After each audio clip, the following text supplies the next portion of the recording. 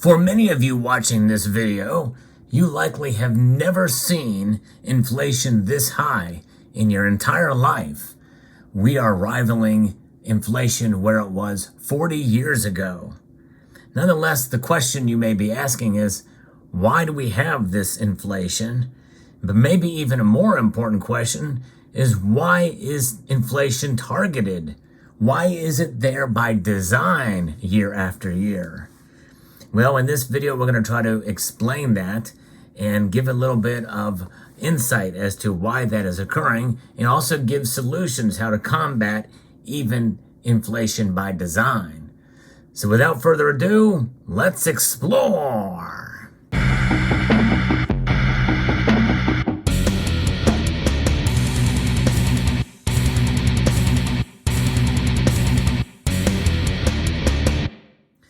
The dollar.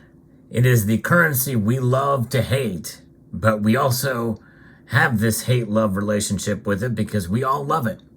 It's interesting because I saw a bullion dealer advertise that cash is trash, but they'll gladly take your cash in order to get your bullion. Try gold and silver.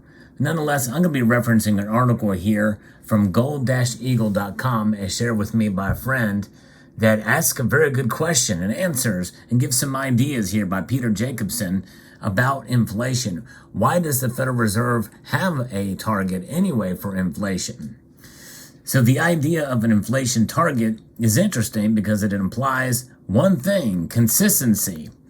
And that makes sense. But why have a consistent policy in a world of ever-changing conditions? First, consistent rates of inflation help people plan better. Over the last 2 years, Americans have seen what rapidly rising prices can do to plans. And reworking your budget several times for the past 2 years to account for rising food and gas prices, among other things, is something that many Americans have had to do. When you don't know what prices are going to be, it makes planning difficult.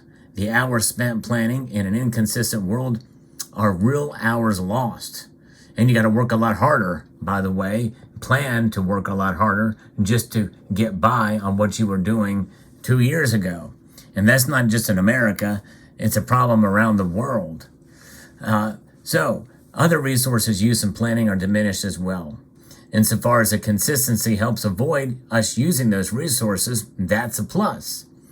The target also acts as a constraint on the Fed. This has two potential upsides.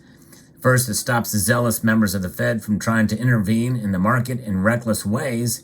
Second, it stops politicians from doing so as well. But we know that the Fed is politicized more so now than ever. But we have some basis as to why there would be a target. But why not a constant target of 0% instead of 2%? So various arguments have been given over the years for why a 2% rate is a good idea. First, a 2% is relatively small. High rates of inflation are harmful because they encourage people to spend significant real resources to stop holding cash. Economists call this concept shoe leather cost. If you're always running to the bank to pull out your paychecks and get rid of the money as soon as possible, you're likely wasting real resources to do it. Secondly, some argue positive rates of inflation can help employers. Well, if it's true, then the employees won't accept pay cuts. In economic conditions such that pay cuts are necessary, the only remaining option for employers is to fire employees. But if there is a 2% rate of inflation and an employer gives an employee a 1% raise, this looks like a pay increase, but in terms of real resource, it's a pay cut. In fact, a 2% increase nowadays is seen as a COLA, cost of living adjustment. It's not even really a raise, and it's not even considered as a raise, and it shouldn't be considered as a raise.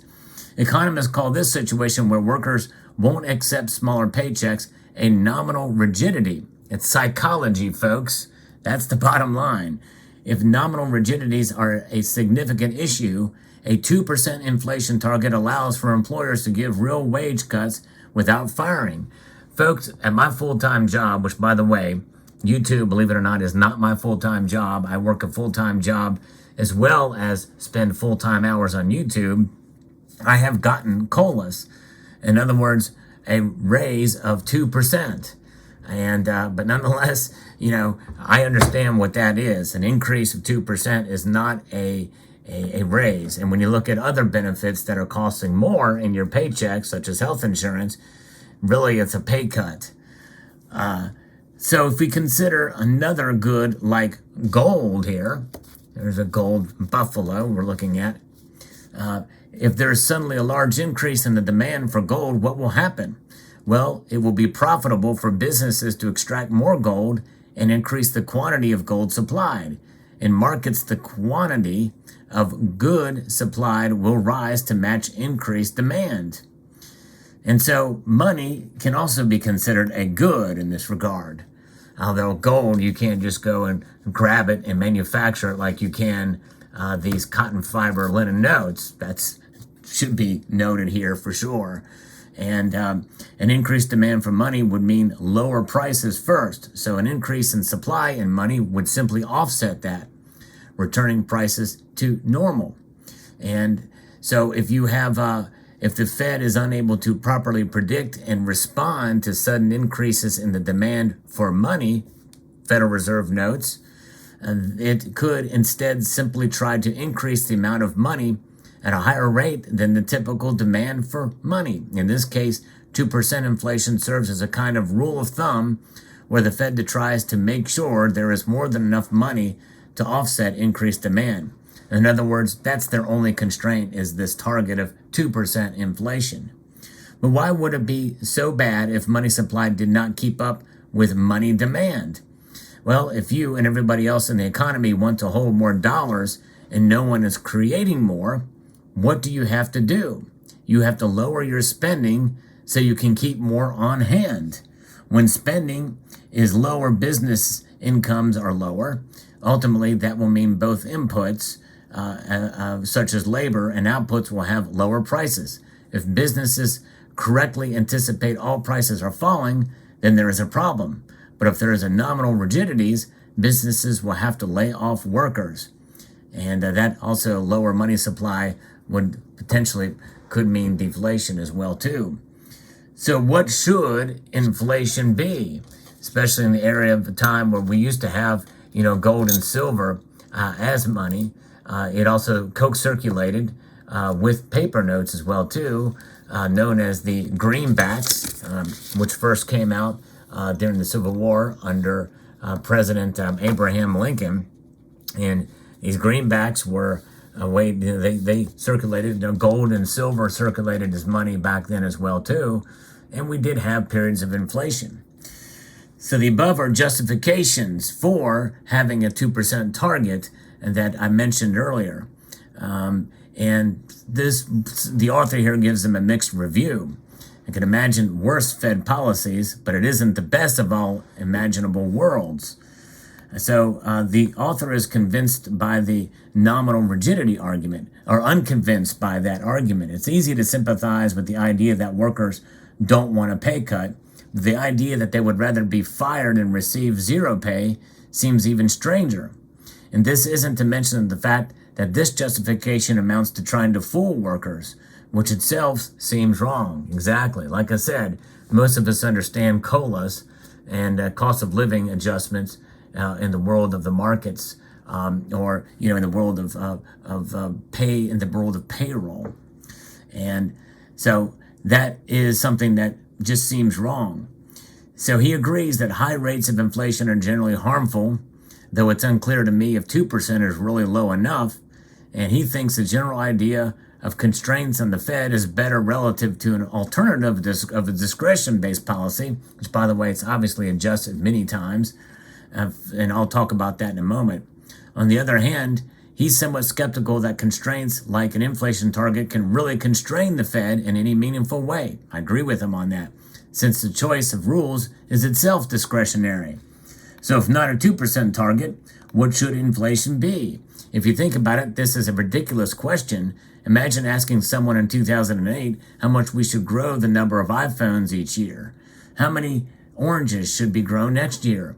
The right answer to these questions is the humble one, I don't know. And by the way, that should be relegated to the free market in my view. But even though The author can't give precise numbers. He does know of a system that handles these sorts of questions well. On the free market, if entrepreneurs believe they can earn a profit by increasing the supply of a good, they will do so. Successful entrepreneurs will earn profits. Unsuccessful entrepreneurs will bear losses. So for now, there is no czar in the U.S. trying to control the exact quantity of most goods produced by the exact rate at which they should change over time. There's no price caps either. Money, which is also a good, should be treated similarly. A free banking system, one out of the hands of central planners with one-size-fits-all rules of discretion, should be a better approach. I agree with that. The best rate of inflation, no one really knows, and that includes the Federal Reserve. So, by the way, when you think about these things and about what the Federal Reserve has done over the years with all this money printing in 2007 and 2008, we had quantitative easings 1, 2, and 3. A lot of that money, a lot of that currency, and this author here uses the term money correctly, by the way. I agree with him on that. I've actually done a video about why the dollar is indeed money. Even though it is a debt instrument, it constitutes all of the attributes of money, including, by the way, a store of value. It's just an unsound store of value and a declining store of value, but a store of value nonetheless that everybody, including bullion dealers, will gladly take and store in order to get you precious metals. So when they began printing money in 2008 and 2009 and beyond with 3 rounds of quantitative easing, that a lot of that did not create inflation. Why? Because a lot of that money went to the global markets. It went to the stock market, and it went around the world. In fact, there was a real fear in about 2013, back when I started this channel, that a lot of that money, the currency, would start flowing right back into the America again. And if that happens, we would have had hyperinflation. And right now, there's a real fear that that could happen yet again. In this case, it is with the idea of de-dollarization that's happening with the BRICS nations and other nations with sanctions against Russia and likewise and others. This is something that is a real fear that is starting to grow. And so the answer to that of hyperinflation, we already are at an inflationary impasse right now with raising rates to try to stave that off. It's working to some extent with what is known as disinflation.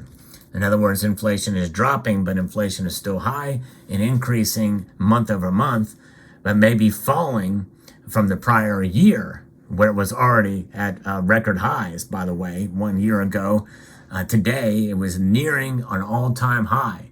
It was about 8.3%. I think in June of 2022, it was at 9.1, which is the peak inflation.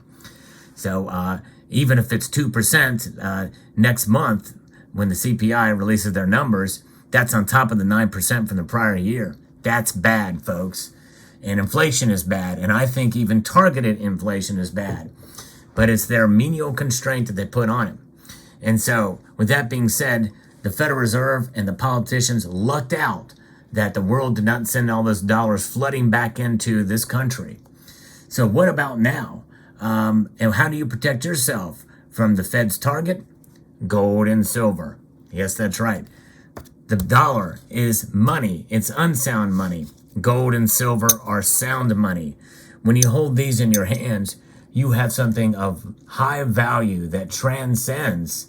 Yes, that's right. It transcends any kind of Federal Reserve Act, any kind of policy by any politician or any political party.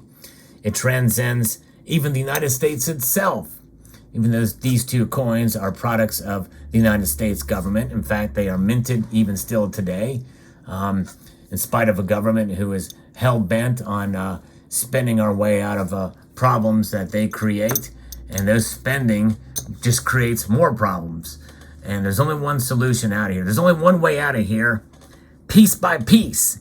A piece of gold and a piece of silver in the end. And that tagged along with fiscal responsibility by you and me, that is the formula for success for ourselves. We can no longer rely on our government to be fiscally responsible. They're talking about a debt ceiling right now, which is insane because they just passed a couple of spending bills that they knew went far outside of the credit limit that they had. But they did it anyway because they're irresponsible bastards and bastardesses, whatever the female version of bastard is. But nonetheless, there's where we are. And so that's the way you stop it, and that's why there is inflation by design. It gives themselves this sense of being responsible or putting limits on themselves. Good luck with that. We're way past that. So the best thing you can do is hang on to your gold and silver.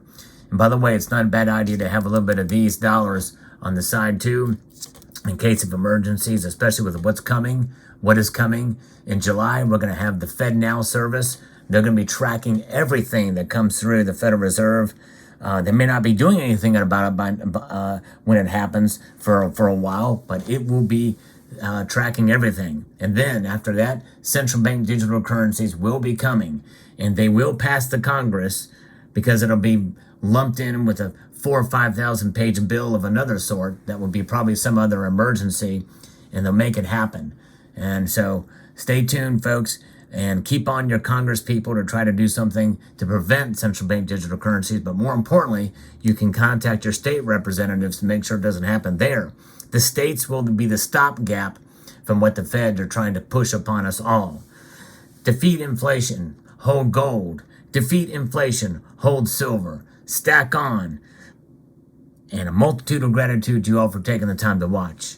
And encourage you to please rate, share, comment, and subscribe.